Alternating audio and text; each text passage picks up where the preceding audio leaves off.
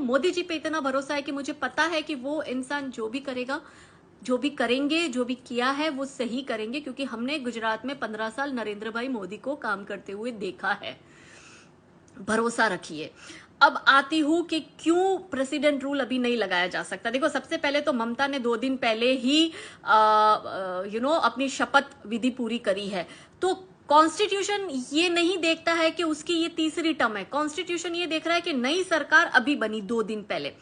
चुनाव से लेके 2 दिन पहले तक जो बंगाल का लॉ एंड ऑर्डर था वो वहां के एडमिनिस्ट्रेशन के, स्टेट सेक्रेटरी के और गवर्नर के और इलेक्शन कमीशन के हाथ में था। अगर इस बीच कोई हिंसा होती है तो हम कॉन्स्टिट्यूशनली, लीगली ममता को दोषी नहीं करार ठहरा सकते।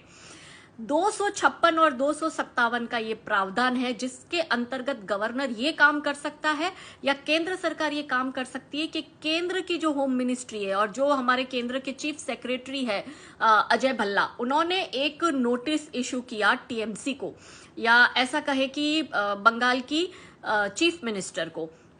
वो नोटिस इशू करने के 2 दिन में उनसे जवाब मांगा। 2 दिन बाद फिर से एक नोटिस इशू किया और वो वार्निंग के साथ अजय भल्ला ने, जो कि चीफ सेक्रेटरी है, उन्होंने इशू किया। और जाहिर सी बात है इनका जवाब आना नहीं था। तो इस प्रावधान के अंतर्गत उन्होंने ये कहा कि आप लॉ एंड ऑर्डर की स्थिति को देखें अपने राज्य में। मीनवाइल जो गवर्नर है, आपने देखा कि जब ममता का शपथ समारोह जो विधि चल रहा था उस वक्त गवर्नर ने बहुत अच्छी भाषा में ममता को समझा दिया था कि लॉ एंड ऑर्डर मेंटेन करना आपका काम है। आपकी पार्टी के गुंडे जो काम कर रहे हैं, जो वायलेंस कर रहे हैं स्टेट में, वो कतई स्वीकार्य नहीं है। उसके बाद में आपने देखा कि हमारे गवर्नर ने आज सुबह जगदीप जी ने एक प्रेस कॉन्फ्रेंस करी है। प्रेस कॉन्फ्रेंस में गवर्नर ने क्या कहा है मालूम है? कि जिस इलाके में हिंसा हुई है मैं वो वहां पे जाके खुद जायजा लेना चाहता हूं, मुझे प्लीज हेलीकॉप्टर प्रोवाइड कराइए। और आप इन लोगों की गुंडाई देखो ममता की, कि इन लोगों ने हेलीकॉप्टर प्रोवाइड नहीं करवाया, जो वो अपनी मीडिया ब्रीफ में कह रहे हैं हमारे गवर्नर जगदीप जी, और उनको ये बहाना दे दिया कि या तो पायलट के बहाने बना दिए या हेलीकॉप्टर के बहाने बना दिए उसके मेंटेनेंस को लेकर। लेकिन इससे साफ साफ पता चलता है कि ये लोग कितनी गुंडाई कर रहे हैं।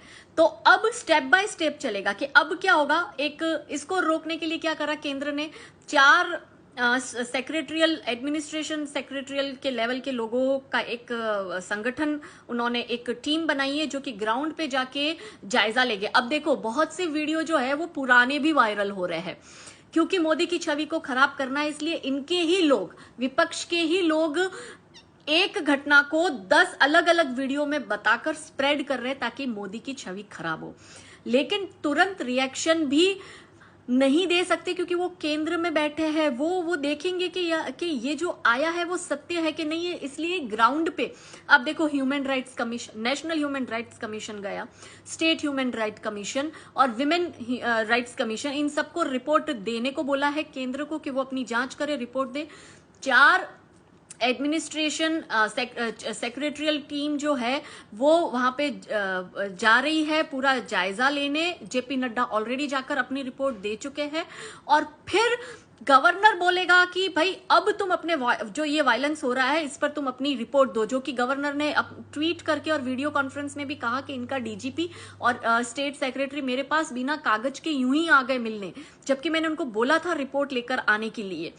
अब इसके आगे नेक्स्ट क्या होगा कि अगर फिर भी ये हिंसा कंट्रोल में नहीं आती है तब जाके 256 और 257 आर्टिकल को बाईपास करते हुए गवर्नर 356 लगाने का ऑर्डर देगा। लेकिन 356 ऑर्डर देने से पहले भी इनको एटलीस्ट ये देखना पड़ेगा कि ममता को थोड़ा टाइम दे, क्योंकि अगर आज हम इम्पोज करते हैं या गवर्नर 356 का ऑर्डर देता है तो ये सीधे जाएंगे सुप्रीम कोर्ट में। सुप्रीम कोर्ट ये देखेगी कि सरकार अभी 3 दिन पहले बनी है, तो इन्होंने क्यों नहीं चीफ मिनिस्टर को वक्त दिया वायलेंस को कंट्रोल करने के लिए। तो बड़े मुंह की खानी पड़ेगी, थू थू होगी हमारी हर जगह और भाजपा की बेइज्जती होगी अलग, नरेंद्र भाई का नाम खराब होगा वो अलग। सो हमें टेक्निकली जाना पड़ेगा। ये मैं आपको कॉन्स्टिट्यूशनली जवाब दे रही हूँ क्योंकि इसके अंदर हम बंधे हुए, ये बंधारण है जिन प्रोटोकॉल्स को हमें फॉलो करना पड़ेगा। तो कोर्ट वापस अगेन आके ये कहेगा कि तुम्हें इसको टाइम देना चाहिए था। तो बस वही हो रहा है कि अगर अब जाके ये सारे चीजें करने के बाद भी अगर वायलेंस कंट्रोल में नहीं आती है तो गवर्नर 356 के ऑर्डर दे सकता है। So we should wait and देखना चाहिए कि गवर्नर का नेक्स्ट स्टेप इसमें क्या रहता है। सो ये तो हो गया प्रेसिडेंट रूल इस वक्त क्यों नहीं इंपोज हुआ, उसके रीजन।